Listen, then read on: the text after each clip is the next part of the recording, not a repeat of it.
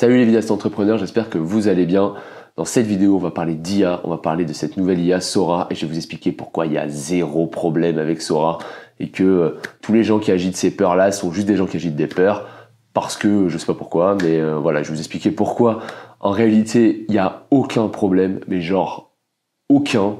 Et puis écoutez, si vous n'êtes pas d'accord, venez en commentaire m'expliquer pourquoi et on pourra en discuter. Remarquez cette vidéo, aucun cut, pas de montage. Juste moi qui parle dans mon salon, je viens de rec et la prochaine fois que je vais me lever, c'est pour enlever le rec.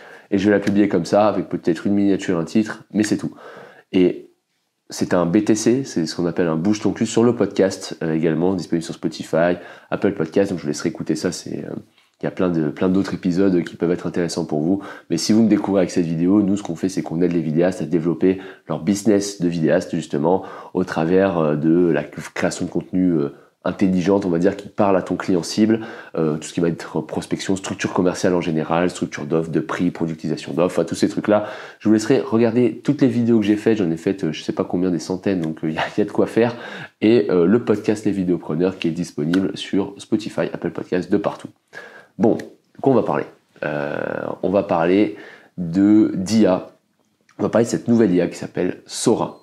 Sora, qu'est-ce que c'est C'est une IA qui a été développée par les mêmes qui ont fait ChatGPT, OpenAI. Et OpenAI, ils ont fait un truc où effectivement il y a un prompt de 3 lignes qui génère une vidéo digne d'un truc cinéma, quoi. Super bien fait. Donc forcément, tout le monde a vu ça, tout le monde a vu les mêmes vidéos. Qu'est-ce qui s'est passé? Tout le monde est venu sur LinkedIn, sur YouTube, t'expliquer que waouh, on va se faire remplacer par l'IA et tout. Bon. Voilà, effectivement la peur elle est légitime. Si toi tu regardes ces vidéos, tu te dis ah mince, j'ai peur, tu vois, je viens de me lancer, j'ai pas forcément de clients, j'ai pas forcément de mon activité, ou même je commence à en vivre et tout, et voilà, il y a ça qui arrive, est-ce que c'est pas le début de la fin, quoi? C'est légitime. Maintenant, moi ma pensée c'est que c'est plus un outil qu'on va nous devoir utiliser plutôt que quelque chose qui va se faire, qui va nous remplacer carrément. Donc je vais m'expliquer pourquoi. Si vous voulez, pour moi, lutter contre l'IA et taper sur l'IA en disant waouh on va se faire remplacer et tout, c'est un peu comme aller taper sur un tracteur pour l'agriculture, quoi. Pour l'agriculture, pardon. Et tu vois, même si on part pas aussi loin, on se dit, tu vois, les premiers monteurs vidéo, à l'époque, ils découpaient des bandes qui collaient mécaniquement, genre avec de la colle et tout, tu vois, pour faire des montages. Et ils faisaient des effets spéciaux sur ces bandes, genre ils dessinaient un truc et ça faisait genre une explosion, enfin des trucs comme ça, tu vois. Ça, c'était les premiers montages. Les premiers effets spéciaux, même les premiers effets spéciaux, ils étaient même en filmé direct. C'était en mode, on faisait du système D avec des planches, on mettait du sable dessus, on tapait sur la planche, ça faisait genre il y avait une bombe, des trucs comme ça, quoi. Bon, quand Premiere Pro est arrivé, ou l'équivalent, je veux dire, ce genre de logiciel, j'imagine qu'il y a tout un tas de personnes qui ont dit oh ben c'est la fin de notre métier, c'est pas possible. Alors que non, c'est juste une adaptation du métier. Il y a ça. Donc maintenant, effectivement, t'as des gens qui vont gagner, des gens qui vont perdre. Ceux qui prennent pas le bon tournant, bye bye. Voilà. Ils sont plus dans le marché. C'est triste, mais c'est comme ça. Et du coup, c'est un peu ce qui est en train de se passer avec l'IA. On vit une période révolutionnaire. Moi, j'adore cette période. Toutes ces IA, tous ces trucs, on sent qu'il y a un changement qui va s'opérer dans l'économie, dans la société, de partout, et que là, dans 10 ans, on va vivre une expérience, on va vivre un monde vraiment qui va être chamboulé total dans tous les sens, tu vois. Dans 10, 20 ans, enfin je sais pas trop la période, mais bon, passons, c'est pas important pour ce podcast, pour cette vidéo.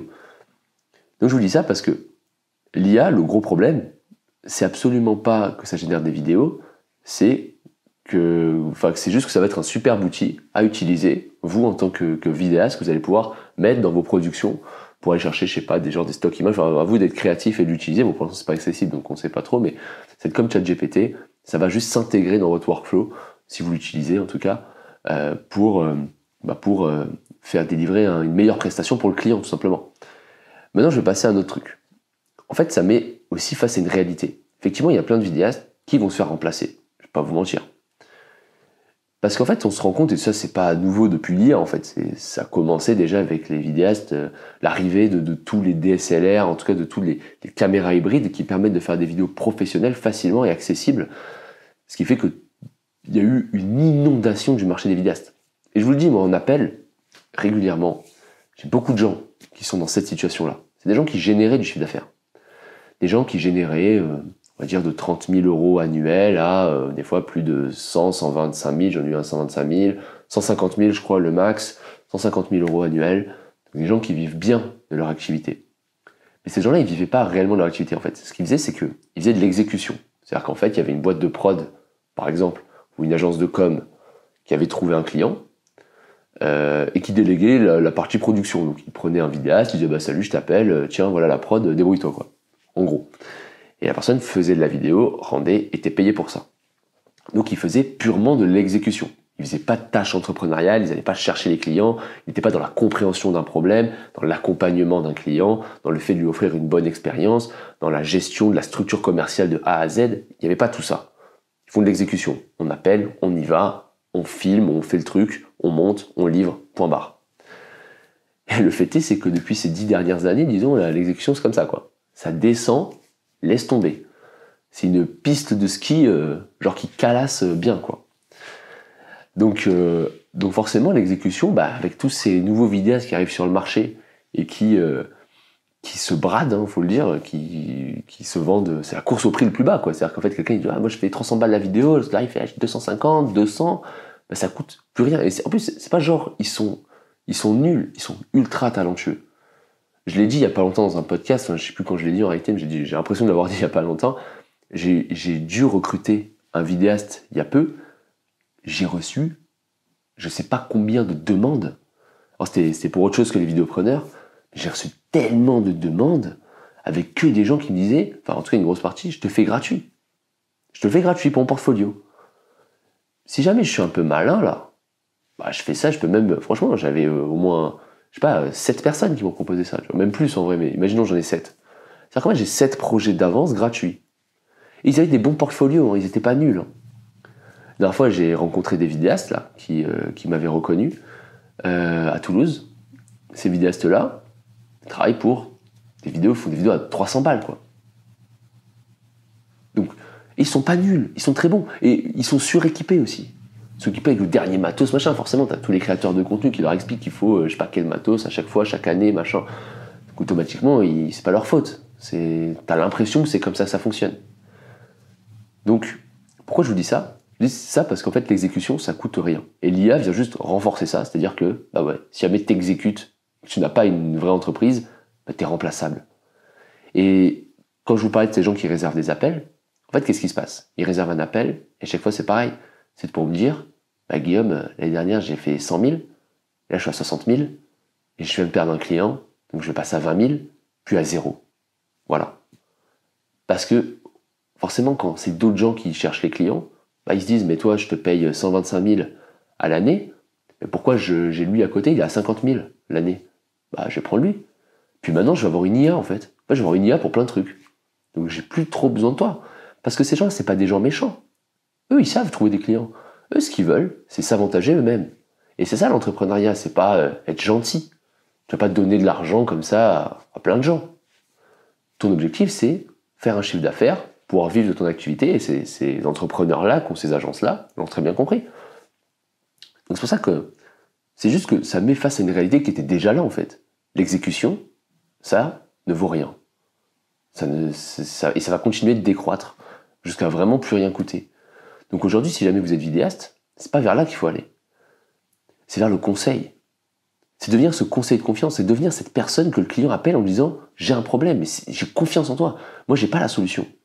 Et toi, tu vas lui expliquer la solution. Tu vas lui dire, c'est ça là, voilà, on va faire une vidéo comme ça, tel format, tel truc. Ou on va faire plusieurs vidéos. On va faire ci, ça, le tournage, on va le faire maintenant, tac, tac, tac. Et toi, tu utiliseras de l'IA. Tu feras de l'IA pour certains trucs, dans le cas où c'est pertinent pour ton client. Donc voilà, c'est ça la réalité. Donc l'IA, faut pas le voir comme un truc qui va te remplacer. Ça va remplacer les gens qui exécutent, mais qui de toute manière se font déjà remplacer par d'autres. Et ces gens qui ont remplacé les premiers vidéastes vont se faire remplacer par l'IA. Voilà, tout simplement. Maintenant, je m'adresse à toi, si jamais tu as cette peur, pose-toi vraiment la question. Si on peut te remplacer par une IA, c'est qu'il y a un vrai problème. Et ce problème, c'est pas du tout lié au fait qu'il y ait des IA, en fait. C'est lié à ton entreprise, à ton offre. Si on peut te remplacer par une IA, c'est qu'il y a un problème, mais un sérieux problème d'offre.